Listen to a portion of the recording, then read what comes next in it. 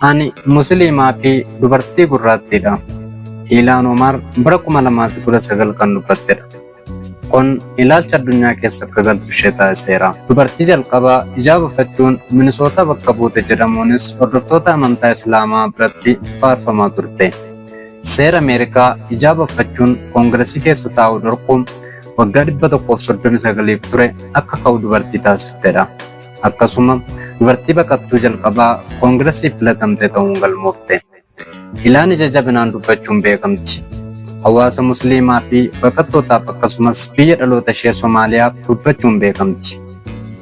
Ijoollummaa isheetti fedhii siyaasaa ishee keessa bule. Akaakayyuun ishee walgahii siyaasaa adda addaa Minisootaa keessatti hirmaachuuf yeroo deeman waliin deemuun afaan hiikaa fi akka turte ragaaleen ni himu. Ilhaan Omar umurii waggaa 12 erga maatii ishee waliin bara 1995 Ameerikaa galtee umuriin ishee waggaa 17 ture. Bara 2000 lammummaa biyyichaa kan argatte.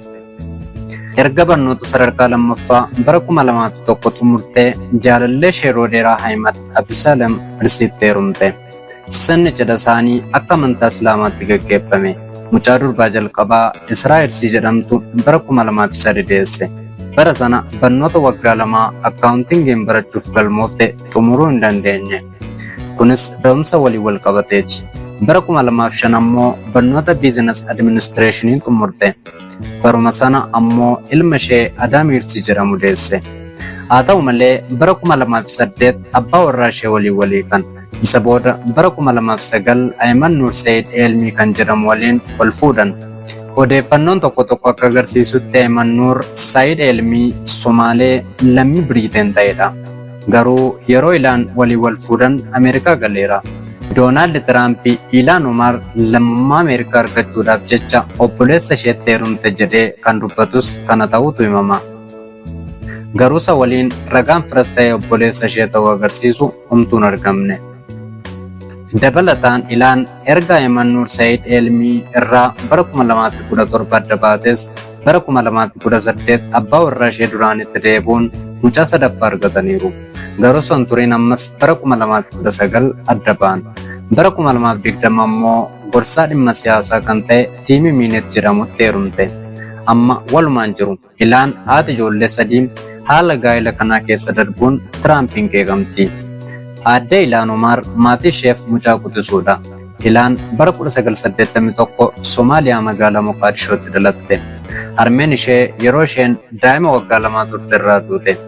Abbaa fi akaakayyuu isheetu ishee guddise. Waraana waliinii Somaaliyaa keessa yeroo sana tureen maatiin ishee baqatanii Keeniyaa kaampii baqattootaa galan.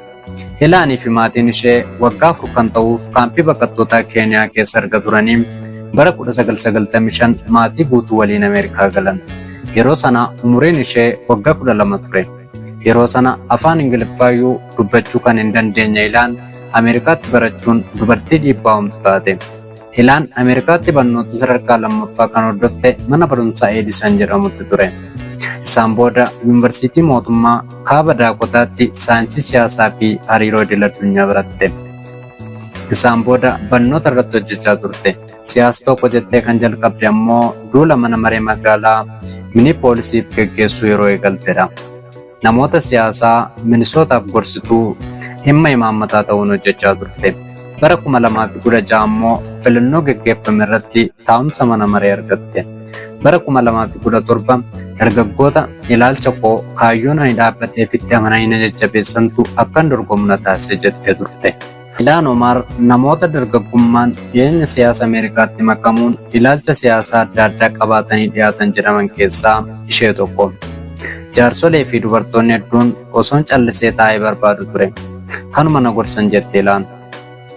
Bulchaan Minisootaa Tiim Waalzii mootummaan federaalaa quunnamtii fi beekamtii keenya malee tarkaanfii lammiilee biyyattii irratti fudhataa jiru fudhatama hin qabu jedhan. Ilhaan Omaris CBS irratti dhiyaachuun hawaasa Minisootaaf falmaa turte.